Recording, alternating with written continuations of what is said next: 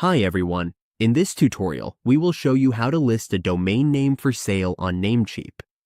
If we have a domain that we no longer need, want, or use, Namecheap offers an easy way to put it on the market. Listing a domain for sale on Namecheap makes our domain visible to buyers in their marketplace.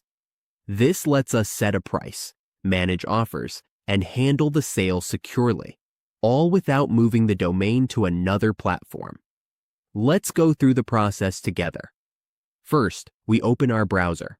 Once our browser is open, we go to namecheap.com and log in to our account. After logging in, we go to our dashboard.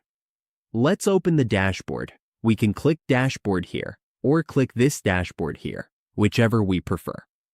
Once we are in the dashboard, we go to Domain List. When we are in our domain list, we click the domain we want to sell. For example, let's select this one. Then we click the drop-down button and select Manage. Under the Domain section, we scroll to the bottom. Here, we see Sell Domain. We just click this option and a form will appear.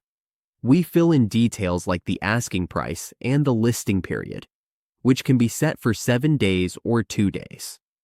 We can also set adult listing if needed. We can choose to get an email when the domain is sold by checking this option.